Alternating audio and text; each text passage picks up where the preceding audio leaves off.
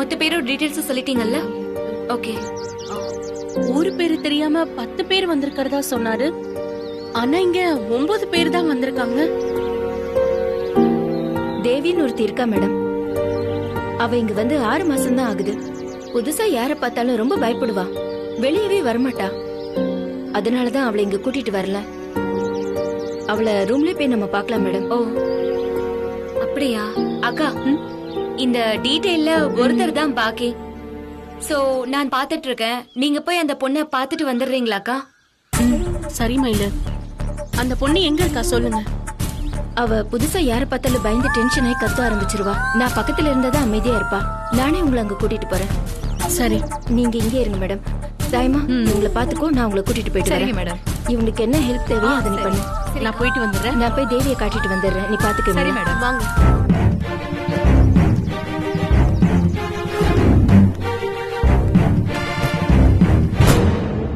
தேவி, தேவி கதவை திறமா. மாட்டேன் போ. உன்னை பார்க்க ஒருத்தவங்க வந்திருக்காங்கம்மா. அவங்க உன்னை ஒண்ணும் பண்ண மாட்டாங்க. உன்னை சும்மா பாத்துட்டு போயிடுவாங்கம்மா. கதவை திறமா. ஐயோ போ. மாட்டேன் மாட்டேன் மாட்டேன். போ சொல்லு அவங்கள. சொன்னா கேளு தேவி. லக்ஷ்மி சொன்னா நீ கேப்பல்ல? கேட்க மாட்டேன் போ. எனக்கு பயமா இருக்கு. அவங்க போக சொல்லு.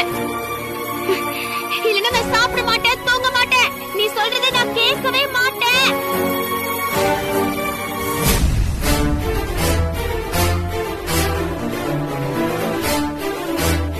தேவி, கதவை திறமா. தேவி, என்னாச்சுக்கா? இந்த பொண்ணு கதவை சாத்திக்கிட்டு வெளியே வர மாட்டேங்கிறா. எங்களையும் உள்ள போக விட மாட்டேங்கிறா. ஒரு நிமிஷம் இருங்க, நான் கதவை தட்டி பாக்குறேன்.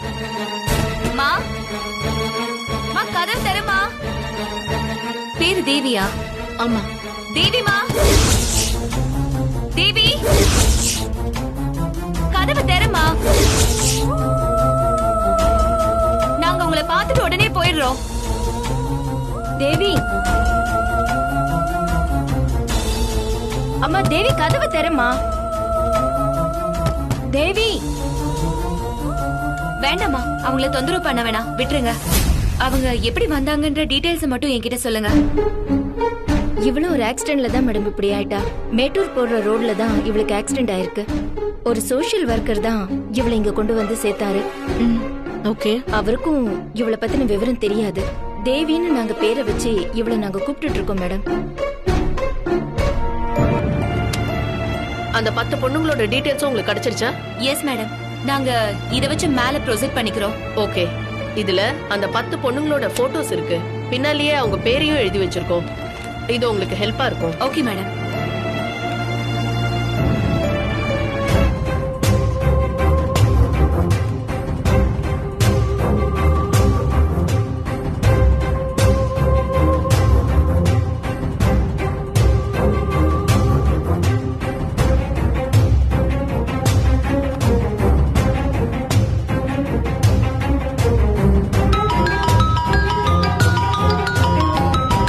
கால் பண்றாரு.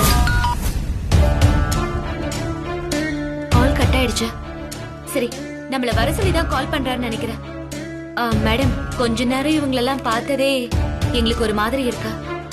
ஆனா நீங்க நாள் முழுக்க இவங்களோட தான் இருக்கீங்க. குளிப்பாட்டுறதுல இருந்து சாப்பாடு ஊட்டுற வரைக்கும் எல்லாத்தையுமே செய்றீங்க. Really you are great madam. உங்களை பார்க்க எங்களுக்கு வாய்ப்பு கிடைச்சது எங்களுக்கு ரொம்ப சந்தோஷம். ஆமா மேடம். இவங்க எல்லாரையும் குடும்பத்தோட சேர்த்து வச்சுட்டா நாங்களும் ரொம்ப சந்தோஷமா இருப்போம். அது இனிமே உங்க கையில தாமா இருக்கு. கண்டிப்பா மேடம், எங்களால முடிஞ்சதை நாங்க கண்டிப்பா இவங்களுக்காக செய்வோம். வரும் மேடம். போயிட்டு வாங்க. வரும். வரேன் மேடம்.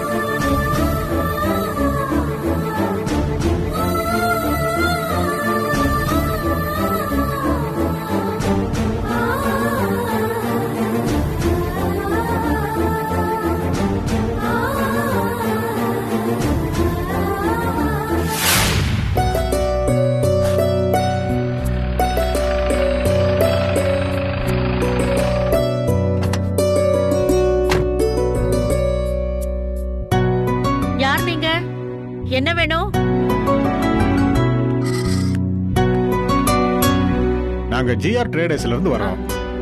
கட்டில் மெத்த ஆர்டர் பண்ணிருந்தாங்க. அதை டெலிவரி பண்ணிட்டு போறதுக்காக வந்தோம்மா. ஆர்டர் கொடுத்தது யாரு? தங்கமயில் ஜீவான்னு பேர் போட்டிருக்குமா. அவங்க வீடு மாடியிலையா இல்ல கீழையாம்மா? அப்படி யாரும் இங்க இல்லங்க, நீங்க கிளம்புங்க. நம்பர் 27/9 சக்தி நகர் 2வது தெருன்னு அட்ரஸ் கொடுத்திருக்காங்கம்மா. 27/9 நம்பர் வீடு இதுதானம்மா? நீங்க சொல்ற நம்பர் இதாங்க, ஆனா நீங்க சொல்ற ஆளுங்க இங்க இல்ல. அவங்க வீடு எங்க இருக்குன்னு உங்களுக்கு தெரியுமாமா? அந்த பேர்ல யாரையும் தெரியாது. நீங்க முதல்ல கிளம்புங்க. என்னம்மா விரட்டுறதுலயே குறியா இருக்கீங்க? அவங்க இந்த தெருவுல தான் இருக்கணும். அப்படின்னா கண்டிப்பா உங்களுக்கு தெரிஞ்சிருக்கணும். அதான் தெரியாதுன்னு சொல்றேன்ல. சொன்னா கேட்காம எதுக்கு தொந்தரவு பண்ணிட்டு இருக்கீங்க? என்னாச்சுமா? என்ன பிரச்சனை இங்க? பிரச்சனை எல்லாம் ஒண்ணும் இல்லம்மா. தங்கமயில் ஜீவாங்கிறவங்க கட்டில் மெத்த ஆர்டர் செஞ்சிருக்காங்க. கேட்டா அப்படிங்க யாருமே இல்லைன்னு சொல்றாங்கம்மா. உனக்கு ஏமா இந்த வேலை? அவங்க மேல இருக்கிற கோவத்துல இவங்களை எதுக்கு குழப்புற? அவங்க வீடு மாடியில தாங்க இருக்கு. மாடியில கொண்டு போய் வச்சிருங்க. அப்படின்னா இந்தம்மா ஏமா போய் சொல்றாங்க? அது வேற ஒரு பிரச்சனைங்க. என் அம்மா சார்பா நான் உங்ககிட்ட மன்னிப்பு கேட்டுக்கிறேன். என்னம்மா மேல் வீட்டுக்கும் உங்களுக்கும் சண்டையா? மேல் வீட்டுக்காரங்க எதிர் வீட்டுக்காரங்கன்னு எல்லார்கிட்டையும் சுமூகமா பேசி ஒத்தாசையா இருங்கம்மா. ஒரு ஆத்திரம் அவசரம்னா சொந்தக்காரங்க கூட ஓடி வர மாட்டாங்க. அக்கம் பக்கத்துல இருக்கிறவங்க தான் அடுத்த நிமிஷமே வந்து நிற்பாங்க. அவங்களோட எந்த பிரச்சனையா இருந்தாலும் இந்த அளவுக்கு நீங்க முறுக்கிக்க கூடாதும்மா. அதுவும் இப்ப நீங்க செய்ய பார்த்தது பெரிய பாவம்மா. எங்க கடையோட கட்டிலுக்கு ஒரு தனி ராசி இருக்குமா. புதுசா கல்யாணம் ஆனவங்க எங்க கட்டில ஆர்டர் செஞ்சா அடுத்த 10வது மாசமே ஒரு தொட்டிலையும் ஆர்டர் பண்ணுவாங்கம்மா. அந்த சென்டிமெண்ட்டுக்காகவே கல்யாணத்தை பிக்ஸ் பண்ற அன்னைக்கே எங்க கடை கட்டிலையும் புக் பண்ணிடுவாங்க. நீங்க சொன்ன பொய்யால இவ்வளவு ராசியான கட்டிலு மேல் வீட்டுக்காரங்களுக்கு கிடைக்காம போயிருக்கும்மா. இனிமே இப்படி ஒரு பாவத்தை யாருக்கும் செய்யாதீங்கம்மா. ஏங்க அதான் சாரி கேட்டுட்டேன்ல, அப்புறம் எதுக்கு தேவையில்லாம பேசிட்டு இருக்கீங்க? நீங்க சொல்ற 2 பேரும் வேலைக்கு கிளம்பிட்டாங்க. மாடியில இறக்கி வச்சுட்டு நீங்களும் கிளம்புங்க. நீங்களாவது உண்மையை சொன்னீங்களே, ரொம்ப தேங்க்ஸ்மா.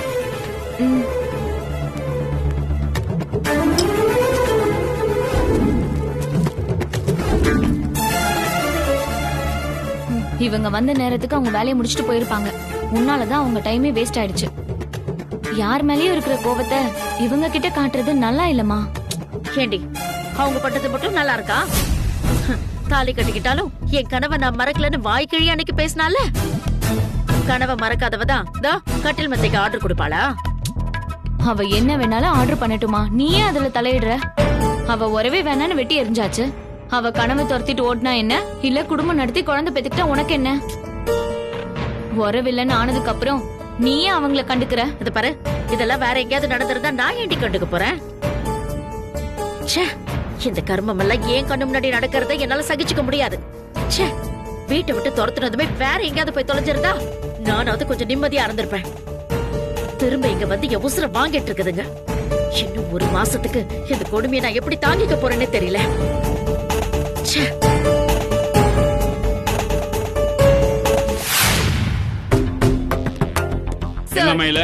நான் சொன்ன இடத்துக்கு கரெக்டா போய் எல்லா டீடைல்ஸும் வாங்கிட்டு வந்துட்டியா? இதுல அந்த 10 பொண்ணுங்களோட விவரங்கள்லாம் இருக்கு. இதுல அவங்க போட்டோஸ் எல்லாமே இருக்கு. எதையும் மிஸ் பண்ணிடல, எல்லாத்தையும் பக்காவா கேட்டு வாங்கிட்டு வந்துட்டல. Yes sir.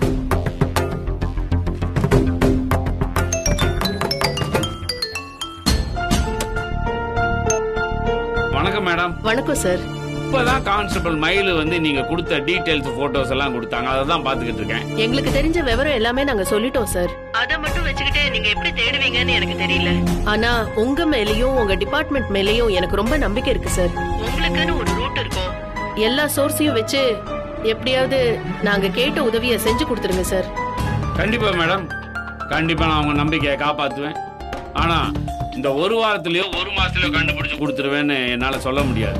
ஏன்னா எல்லா ஸ்டேஷனுக்கு இந்த போட்டோஸ் டீடைல்ஸ் எல்லாம் அனுப்பி அந்த ஏரியால போய் விசாரிக்க சொல்லி நிறைய உழைப்பும் அலைச்சலும் இருக்கு மேடம். அதனால கொஞ்சம் டைம் வேணும். ஆனா கண்டிப்பா உங்களோட நம்பிக்கையை நான் காப்பாத்திடுவேன், கண்டுபிடிச்சிருவேன் எல்லாத்தையும். எனக்கு புரியுது சார்.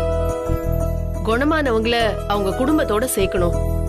என்னாச்சுன்னு தெரியாம இருக்கிற குடும்பத்துக்கு தொலைஞ்சவங்க இங்கதான் இருக்காங்கங்கிற ஒரு தகவலையாவது சொல்லணும். இதெல்லாம் நாளைக்கே நடக்கணும்னு நான் எதிர்பார்க்கல. என்னைக்கு நடந்தாலும் எனக்கு சந்தோஷம்தான். மேடம், நீங்க நினைச்சது கண்டிப்பா நடக்கும். அதுக்கு நான் உத்தரவாதம் தரேன். ரொம்ப நன்றிங்க சார். ஆமா, நாளைக்கு நீங்க எத்தனை மணிக்கு வரீங்க சார்? நானே அதை பத்தி உங்ககிட்ட பேசணும்னு நினைச்சேன். அப்புறம் என்ன சந்தோஷப்படுத்தணுங்கிறதுக்காக பெருசா கிராண்டா செலிப்ரேஷன் மாதிரிலாம் ஆக்கிடாதீங்க. என்ன பொறுத்த வரைக்கும் இது கொண்டாட்டம் எல்லாம் இல்ல மேடம். உங்க இல்லத்துல இருக்கிறவங்கள நான் சந்திக்கிற ஒரு வாய்ப்பா தான் பாக்குறேன். இத என் சந்தோஷத்துக்காக சொல்றதை விட என் ஆத்ம திருப்திக்காகத்தான் நான் இதெல்லாம் செய்யறேன். மேடம், அப்புறம் காலையில டிஃபன்ல ஆரம்பிச்சு ஈவினிங் டிஃபன், நைட் டின்னர் வரைக்கும் மொத்த செலவு என்னதான். யாருக்கு என்ன வேணுமோ அதை கேட்டு கேட்டு நீங்க செஞ்சிருங்க. பில்லு என்னவோ சொல்லுங்க, அதை நான் மொத்தமா கொடுத்தாரேன். Okay sir. அங்க 12 மணிக்கு நான் வந்துட்டுமா? லஞ்ச் டைமுக்கு நான் கரெக்டா அங்க வந்துடுறேனே. ரொம்ப சந்தோஷம் சார். வாங்க. தேங்க்யூ. ஓகே மேடம், நாளைக்கு பார்ப்போம். அந்த சரஸ்வதி மேடம் நம்ம பேர்ல ரொம்ப மரியாதை வச்சிருக்காங்க மயில. அதை எப்படியாவது காப்பாத்தி ஆகணும் மயில. நாம எல்லாரும் தினந்தோறும் வேற வேற வேலையா ஓடிக்கிட்டு இருக்கோம். அதோட இந்த மேட்டரையும் சேர்த்து ஃபாலோ பண்றது ரொம்ப கஷ்டமா இருக்கும். இதுக்குன்னு ஒரு ஆளை தனியா போட்டு விசாரிக்க சொன்னாதான் சரியா வரும்ல? ஆமா சார், போலி அட்ரஸ் கொடுத்தவங்கள கூட நம்ம அந்த ஏரியாவுல போய் விசாரிச்சா கண்டுபிடிச்சிடலாம். ஆனா சில பேரை சம்பந்தமே இல்லாத ஆளுங்க கொண்டு போய் விட்டுருக்காங்க. அவங்க சொந்தக்காரங்களை ட்ரேஸ் பண்றதுதான் சார் நமக்கு இந்த கேஸ்ல கொஞ்சம் கஷ்டமா இருக்கும். இந்த போட்டோக்களை பேப்பர்லயும் மீடியாக்களையும் கொடுத்து விளம்பரப்படுத்தணும். மற்ற போலீஸ் ஸ்டேஷன்களுக்கு மெயில்ல இந்த போட்டோக்களை அனுப்பிச்சு வைக்கணும். அப்பதான் இதை பத்தின ஏதாவது டீடைல்ஸ் கிடைக்கும். கண்டிப்பா சார்.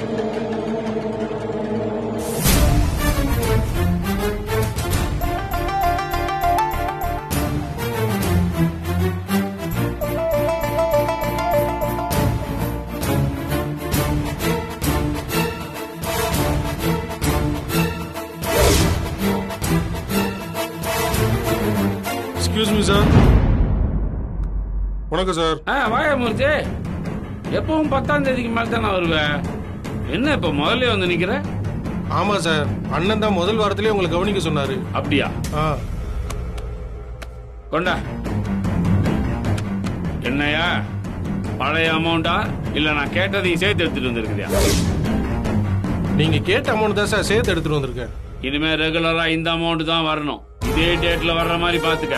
சரிங்க சார், நான் அண்ணன் கிட்ட சொல்லிடுறேன் சார். நான் வரேன் சார். வாயா மயிலு. சார், இந்த போட்டோ எல்லாம் கவர்ல எடுத்து போட்டு பத்திரமா வை.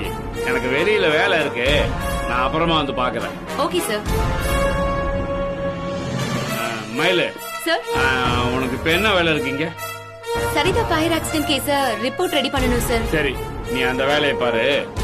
அந்த அட்ரஸ்ல யாரெல்லாம் ஒரிஜினல் அட்ரஸ் இருக்காங்க, யாரெல்லாம் ஃபேக் அட்ரஸ் இருக்காங்க, யாருக்கெல்லாம் அட்ரஸே இல்ல, அதையெல்லாம் வந்து தனித்தனியா பிரிச்சு வைக்கணும். இந்த வேலையை நீ நம்ம செல்ல பிள்ளைகிட்ட கொடுத்துரு. Okay sir.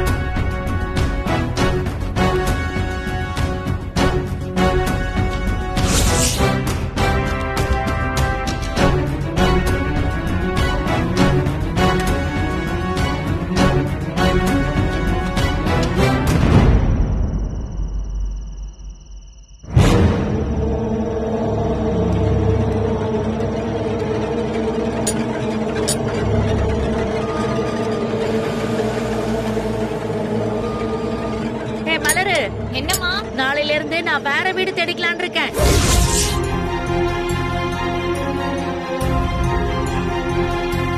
ஏமா, இவ்ளோ நாளா இங்க தானே இருந்தோம், திடீர்னு என்ன பிரச்சனை உனக்கு?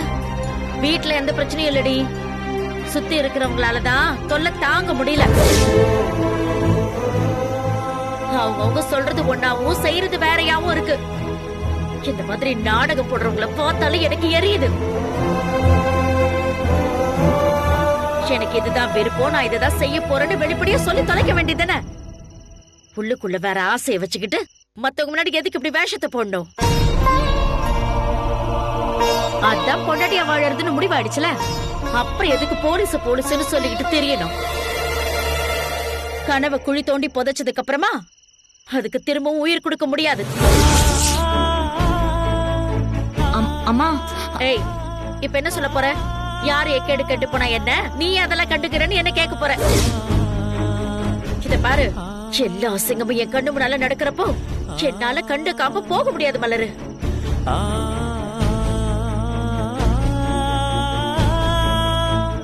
மத்தவங்கள சொல்லிட்டு நீ ஏமா சுத்தி வளைச்சு பேசுற? நீ யாருக்காக பேசுறியோ அவ உன் பக்கத்துல தானே இருக்கா. உன் மனசுல இருக்கிறத அவகிட்ட நேரடியா சொல்ல வேண்டியதானே.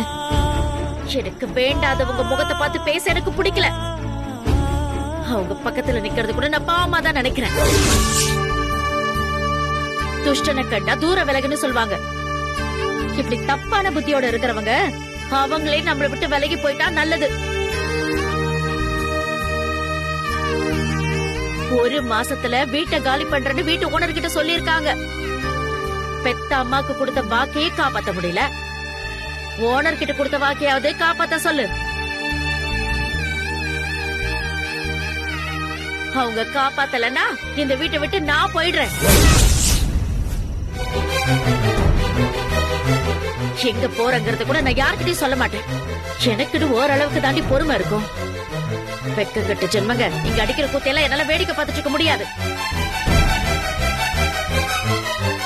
இந்த கொடுமைக்கு பதிலா நான் வேற வீடு பார்த்துட்டு போயிடுறேன்டி. ஒரு மாசத்துக்கு அப்புறம் ஒண்ணு அவங்க இங்க இருக்கணும், இல்ல நாம இந்த வீட்டுல இருக்கணும்.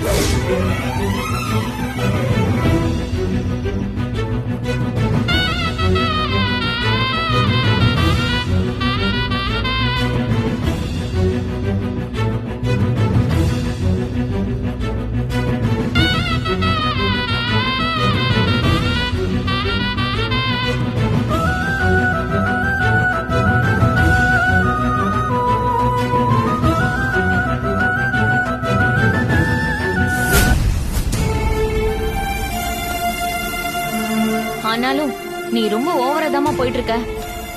எனக்கு இதெல்லாம் சரியாவே படல. இந்த பார், எது சரி எது தப்புன்னு எனக்கு தெரியும். யாரோ ஒருத்திக்காக நீ என்கிட்ட வாக்குவாதம் பண்ணி வாங்கி கட்டிக்காத.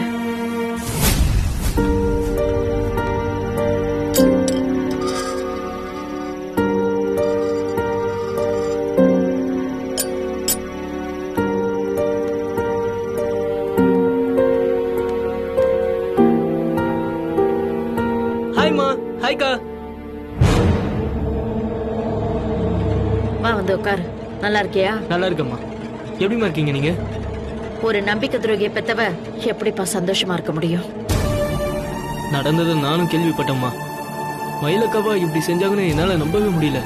ஏன் தம்பி, இந்த விஷயம் நிஜமாவே உனக்கு இப்பதான் தெரியுமா? ஏமா அப்படி கேக்குறீங்க? நீ அந்த துரோகியோட ஒரே ரூம்ல தானே தங்கி இருந்த. அவன் செஞ்ச திருட்டு கல்யாணத்தை பத்தி உன்கிட்ட எதுவும் சொன்னது இல்லையா? இல்லம்மா, 2 பேரும் அப்பப்ப ரகசியமா பேசிக்கிறத நான் பாத்திருக்கேன். ஆனா இப்படி ஒரு விஷயம் நடந்திருக்குன்னு நான் சத்தியமா நினைக்கலம்மா. உனக்கு எப்படி இருக்குன்னா என் மனசு எவ்வளவு வேதனைப்பட்டிருக்குன்னு கொஞ்சம் யோசிச்சு பாருப்பா. அவளை IPS ஆக்கி பாக்கணுங்கிறதா என் வாழ்க்கையோட ஆசை லட்சியமா இருந்தது. அதுலயும் மண்ணள்ளி போட்டுட்டா அந்த படுபாவி. அம்மாவை கஷ்டப்படுத்திட்டு அவளால நிம்மதியா வாழ்ந்துட முடியுமா? ஆஹா, அம்மா அக்கா மேல செம்ம கோபமா இருக்காங்க. இந்த நேரத்துல நான் அக்காவுக்காக சப்போர்ட் பண்ணி பேசினா இன்னும் டென்ஷன் ஆயிடுவாங்க. அதனால அம்மாவுக்கு ஃபேவரா பேசுறது தான் இப்போதைக்கு நமக்கு சேஃப். என்ன தம்பி, எதுவுமே சொல்ல மாட்டேங்கிற? இல்லம்மா, உங்க கோபம் நியாயம்தாம்மா. மயிலக்கா இப்படி எல்லாம் செஞ்சிருக்க கூடாது. அவங்க எப்படி இதுக்கு ஒத்துக்கிட்டாங்கன்னு எனக்கு தெரியலம்மா. சூழ்நிலை அது எதுன்னு என்னென்னமோ கதெல்லாம் சொல்றான். அதெல்லாம் என்னால ஏத்துக்க முடியாதுப்பா. பெத்தவங்களுக்கு தெரியாம அவ திருட்டு கல்யாணம் பண்ணது பெரிய பாவம். அத இவ்வளவு நாள் சொல்லாம மறைச்சு நாடகம் பண்ணா பாரு, அது அதை விட பெரிய துரோகம். நான் பெத்து வளர்த்த பொண்ணு எனக்கு எப்படி துரோகம் செய்வா நான் எதிர்பார்க்கவே இல்லை தம்பி. அந்த கோவத்துலதான் நான் அவளை வீட்டை விட்டு துரத்திட்டேன். நீங்க செஞ்சது கரெக்ட்மா. அவங்களுக்கு இதுதான் சரியான தண்டனை. நீங்க இப்படி ரியாக்ட் பண்ணாதான் உங்களோட வலியும் வேதனையும் அவங்களுக்கு புரியும்.